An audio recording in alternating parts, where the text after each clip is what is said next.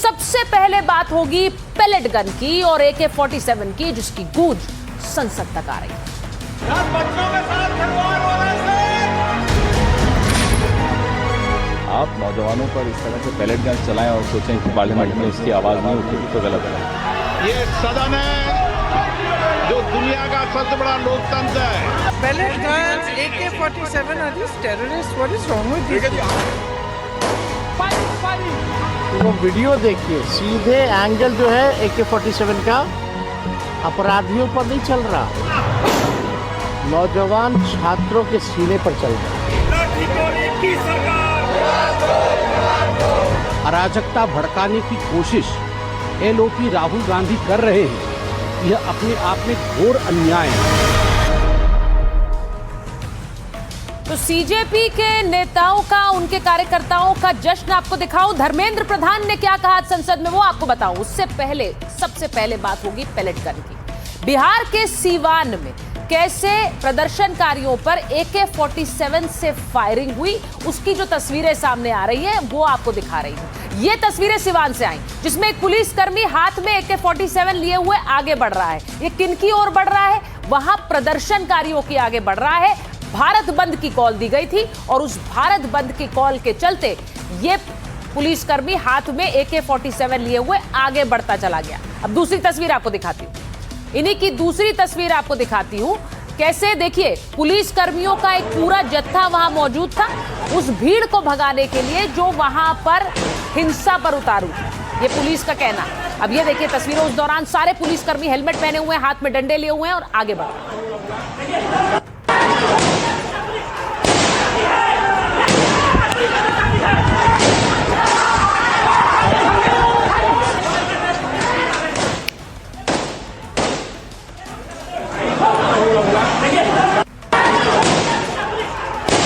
तो ये वो तस्वीर है जिसे लेकर आज संसद में हंगामा हुआ। संसद में इस AK-47 की गूंज थी क्योंकि पुलिसकर्मी ने हाथ में AK-47 उठाई।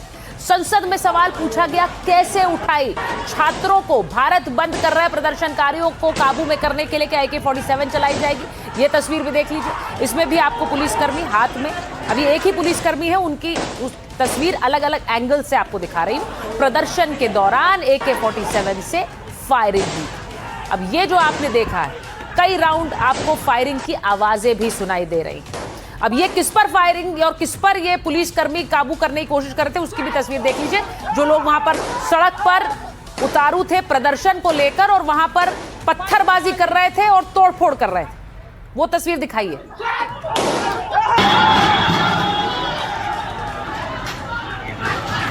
तो ये वो लोग थे जो वहां पर प्रदर्शन कर रहे थे, पत्थरबाजी कर रहे थे पुलिस पर और फायरिंग कर रहे थे, माफ कीजिए, पत्थरबाजी कर रहे थे।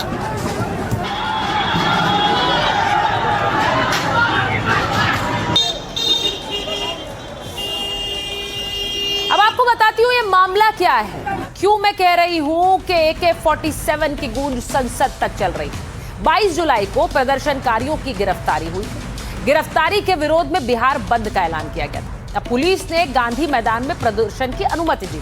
प्रदर्शनकारियों ने कई जगह सड़कों पर जाम लगा दिया। गांधी मैदान से निकलकर प्रदर्शनकारी सड़कों पर उतर आए। पुलिस की अपील के बाद भी प्रदर्शनकारी पीछे नहीं हटे। इसी दौरान पुलिस और छात्रों के बीच झड़प हो गई। पुलिस ने लाठीचार्ज किया, आंसू गैस के गोले छोड़े।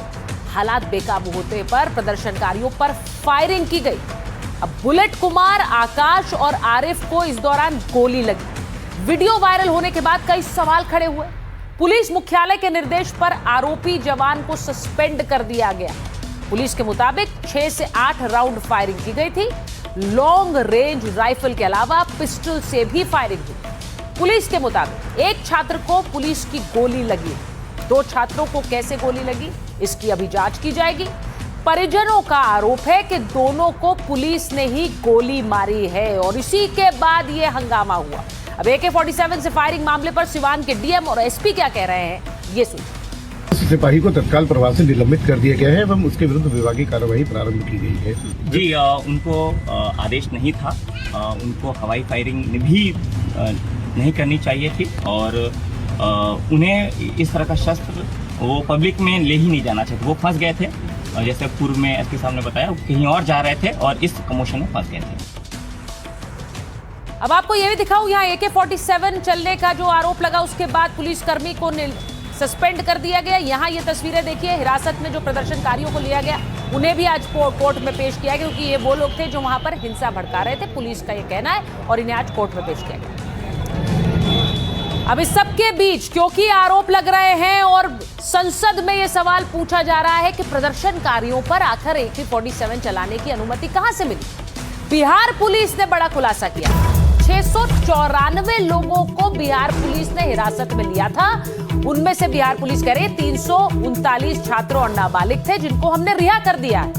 355 आरोपियों की कोर्ट में पेशी है। ये जो मैं आपको तस्वीर दिखा रही थी पेशी की, 355 लोगों की कोर्ट में पेशी थी। हिंसा में एसपी समेत कई अफसर जख्मी हुए हैं। बिहार पुलिस कह रही 2 पुलिसकर्मी अपनी जिंदगी के लिए जंग लड़ रहे हैं, ये भी हुआ है। तो ये दूसरा पक्ष है, पुलिस का पक्ष भी सुनना चाहिए। ये बिहार पुलिस कह रही है और वो कह रही है 2 पुलिसकर्मियों को अपनी जिंदगी के लिए जंग लड़नी पड़ रही।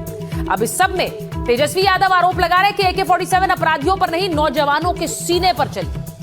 सवाल ये उठता है कि बिहार में AK-47 क्यों चलाया जा रहा है, और जब AK-47 जब चलाया गया तो वो वीडियो देखिए, सीधे एंगल जो है AK-47 का अपराधियों पर नहीं चल रहा, नौजवान छात्रों के सीने पर चल रहा है।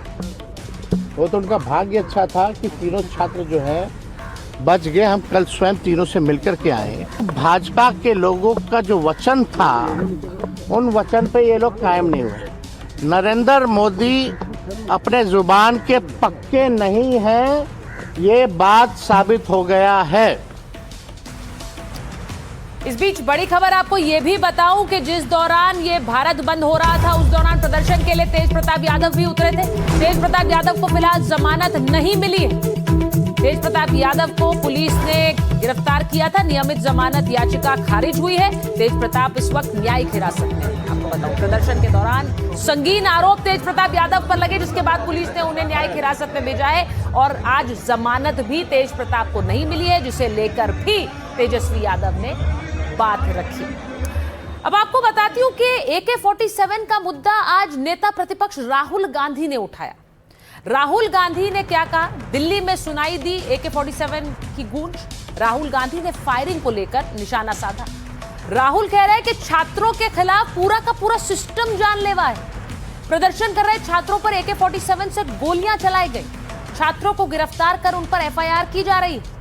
वादा किया गया था कि छात्रों पर FIR नहीं होगी, लेकिन उल्टा इन पर तो घातक हमले और बर्बरता की जा रही है। दिल्ली में पैलेट गन और बिहार में AK-47 चली है। तो आज राहुल गांधी का यह बयान आया, उन्होंने बिल्कुल क्लियर कर दिया कि AK-47 और पैलेट गन का मुद्दा उनके लिए सबसे अहम है। हालांकि बीजेपी इन आरोपों को गलत बता रही है। सुनिए।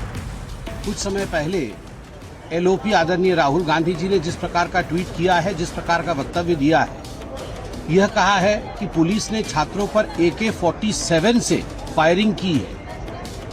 मुझे लगता है ये न केवल इर्रेस्पॉन्सिबल अपितु एक तरह से ये पाप है। देश में इस प्रकार से हिंसा भड़काने की कोशिश, अराजकता भड़काने की कोशिश LOP राहुल गांधी कर रहे हैं, यह अपने आप में घोर अन्याय है। तो आपने सुना कि संबित पात्रा कह रहे हैं कि राहुल गांधी देश में आग लगाना चाहते हैं। अब बिहार के सिवान में AK-47 चली और उसकी सियासी गूंज दिल्ली तक सुनाई दी।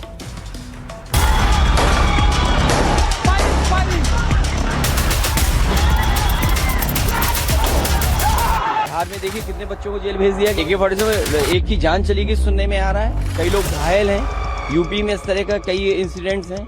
सोशल मीडिया पे लिख देते हैं तो जेल भेज दे रहे हो आप।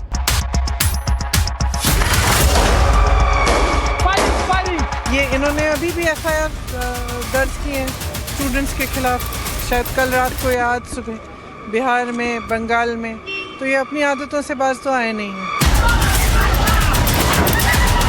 बिहार में AK-47 का प्रयोग है तो ये बहुत ही निंदनीय घटना है और एक लोकतंत्र में रहते हुए भी कहीं ना कहीं लोगों की जो स्वतंत्रता है, जो फ्रीडम है और जो स्पिरिट है, उसको मारा जा रहा है भारतीय जनता पार्टी की सरकार में। बिहार में वीडियो वायरल हो रहे हैं कि एक वो कांस्टेबल AK-47 लेके पीछे भागी जा रहा है लोगों के, ये तो बर्बरता है। This is inhuman and this is an atrocity. Bharatiya Janata party के नेता बड़े बिलबिला रहे थे, लेकिन अभी ये साबित हो चुका है कि नौजवानों पर AK-47 का इस्तेमाल बिहार में हुआ है।